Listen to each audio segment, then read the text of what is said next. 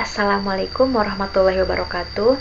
Perkenalkan, nama saya Herni Pratiwi dari program studi Manajemen Bisnis Syariah semester 5 dengan NPM 2112000009. Di sini saya akan mereview materi pada mata kuliah Ekonomi Sumber Daya Alam pada pertemuan ketiga yang akan dibahas di sini yaitu tentang sumber daya alam terbarukan. Seperti yang kita tahu, bahwa di sekeliling kita itu banyak sekali energi yang kita pakai seperti TV, kipas angin, gas untuk memasak, motor, mobil. Nah, seperti yang kita tahu bahwa energi itu sangat penting bagi kehidupan kita. Tapi, tahukah kamu bahwa sumber energi yang kita pakai saat ini bersumber dari bahan bakar fosil seperti batu bara, minyak bumi, dan gas alam.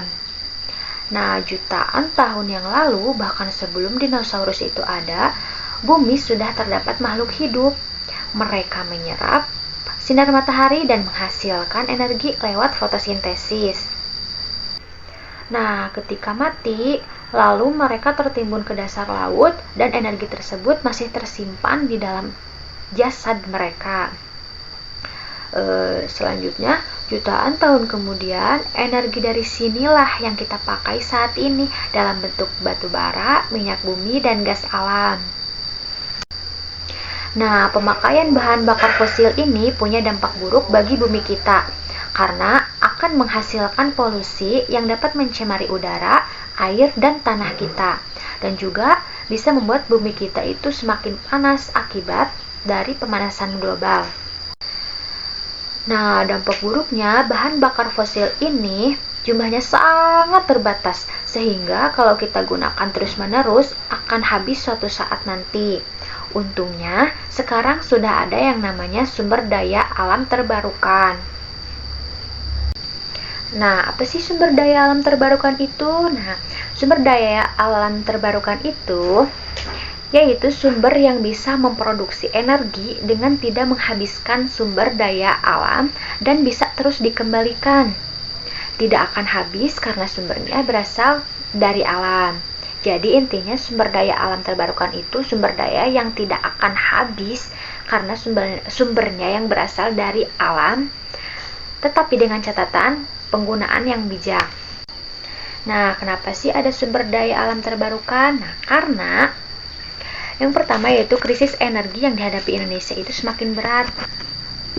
Karena penggunaan bahan bakar fosil yang terus-menerus digunakan, sehingga bahan bakar fosil itu bisa terancam suatu saat nanti dapat habis. Yang kedua yaitu harga minyak berfluktuasi ekstrim atau berubah secara drastis. Yang ketiga yaitu terbatasnya sumber energi bahan bakar fosil, karena semakin terus-menerus bahan bakar fosil ini digunakan maka akan habis. Kemudian bahan bakar fosil menghasilkan pencemaran, hujan asam, mengganggu kesehatan, dan menyebabkan pemanasan global. Selanjutnya yaitu energi terbarukan diperlukan untuk apa aja sih? Yang pertama yaitu ada diversifikasi energi atau daur ulang energi, yaitu untuk mengurangi ketergantungan penggunaan bahan bakar fosil. Yang kedua yaitu ada konservasi energi atau bisa juga disebut melindungi energi, yaitu dengan penggunaan secara bijak. Yang ketiga yaitu hemat energi, dan yang keempat yaitu penggunaan energi alternatif yang terbarukan dan ramah lingkungan. Selanjutnya ada macam-macam energi. Yang pertama ada energi surya. Nah, sinar matahari atau energi surya ini sangat melimpah sepanjang tahun dan bisa dimanfaatkan dengan sebuah alat yang bernama panel surya atau sel surya yang bisa mengubah energi surya menjadi energi listrik. Yang kedua yaitu ada energi angin. Seperti yang kita tahu, angin tersedia melimpah sepanjang tahun dan ada di seluruh dunia. Nah, energi angin ini bisa dimanfaatkan dari energi gerak menjadi energi listrik dengan menggunakan kincir angin. Untuk selanjutnya yaitu ada tenaga air atau energi air. Nah, energi air ini memanfaatkan energi kinetik, perbedaan temperatur, dan salinitas. Energi air ini bisa dimanfaatkan dengan menggunakan kincir air dan pembangkit listrik tenaga air atau PLTA. Nah, yang termasuk ke dalam energi air atau tenaga air yaitu satu ada hidroelektrisitas. Nah, hidroelektrisitas ini yaitu energi listrik yang dihasilkan dari gerakan air, biasanya dengan menggunakan bendungan besar atau air terjun. Nah, yang kedua yaitu ada mikrohidro. Mikrohidro ini merupakan varian dari hidroelektrisitas, tetapi dengan skala yang lebih kecil, seringkali digunakan untuk memasok listrik ke komunitas dan rumah tangga yang terpencil. Selanjutnya ada hidroelektrik tanpa bendungan. Jenis ini mencakup pembangkit listrik yang tidak memerlukan bendungan besar dan sering menggunakan arus sungai atau air terjun yang ada. Selanjutnya ada arus laut. Arus laut ini energi dapat dihasilkan dari pergerakan air laut yang diakibatkan dari pasang surut air laut atau arus laut. Selanjutnya ada konversi energi termal lautan. Ini melibatkan pemanfaatan perbedaan suhu antara permukaan laut yang hangat dan lapisan air dalam yang dingin untuk menghasilkan energi. Yang keenam ada energi pasang surut. Energi ini adalah energi yang dihasilkan dari perubahan pasang surut air laut, yaitu naik turunnya air laut secara teratur. Yang ketujuh ada gelombang air laut. Energi dapat diekstrasi dari gelombang air laut yang bergerak di laut. Selanjutnya ada gradien salinitas. Ini adalah konsep yang kurang umum, tetapi ada upaya untuk menggunakan perbedaan salinitas antara air tawar dan air laut untuk menghasilkan energi. Selanjutnya yaitu ada energi panas bumi. Nah, energi panas bumi ini adalah energi yang dihasilkan oleh tekanan panas bumi yang berada pada 1000 sampai 2000 meter di bawah permukaan bumi. Selanjutnya yaitu ada biogas. Nah, biogas adalah gas yang dihasilkan oleh fermentasi dari bahan-bahan organik seperti kotoran manusia dan hewan, limbah domestik atau rumah tangga, sampah biodegradable atau seperti sampah-sampah organik. Nah, kandungan utama dalam biogas ini adalah metana dan karbon dioksida. Nah, yang selanjutnya yaitu ada biofuel yang terdiri dari bioetanol dan biodiesel. Biofuel yaitu bahan bakar yang bersumber dari hayati.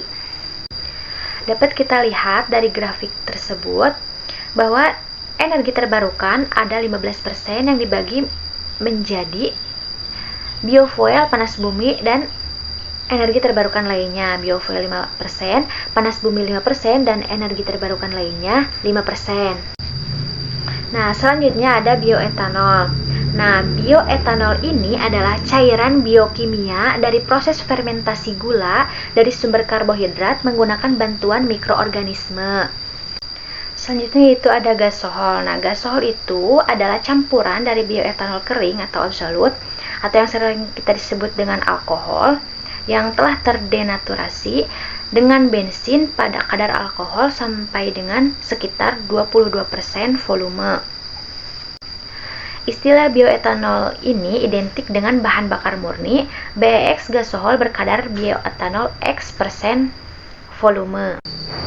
Kemudian, bagian kedua dari biofuel yaitu ada biodiesel. Biodiesel adalah bahan bakar motor diesel yang berupa ester alkil atau alkil asam-asam lemak, biasanya ester metil, yang dibuat dari minyak nabati melalui proses trans atau esterifikasi.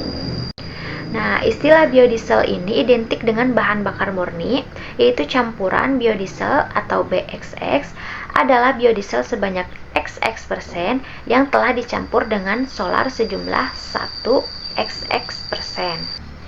Nah, apa aja sih keuntungan pemakaian biodiesel? Di sini ada beberapa hal keuntungan pemakaian biodiesel, diantaranya dihasilkan dari sumber daya energi terbarukan dan ketersediaan bahan bakar bakunya itu terjamin. Yang kedua, Setonia number tinggi atau bilangan yang menunjukkan ukuran baik tidaknya kualitas solar berdasarkan sifat kecepatan bakar dalam ruang bakar mesin. Yang ketiga yaitu viskositas tinggi sehingga mempunyai sifat pelumasan yang lebih baik daripada solar sehingga memperpanjang umur pakai mesin. Selanjutnya, dapat diproduksi secara lokal, mempunyai kandungan sulfur yang rendah, menurunkan tingkat apacity asap, menurunkan emisi gas buang, dan yang terakhir, pencampuran biodiesel dengan petroleum diesel dapat meningkatkan biodegradability petroleum diesel sampai 500%. Nah, mungkin cukup sekian materi yang dapat saya sampaikan. Kurang lebihnya mohon maaf. Semoga kita bisa bertemu lagi di pertemuan selanjutnya. Sekian dari saya. Wabillahi taufiq walhidayah. Wassalamualaikum warahmatullahi wabarakatuh.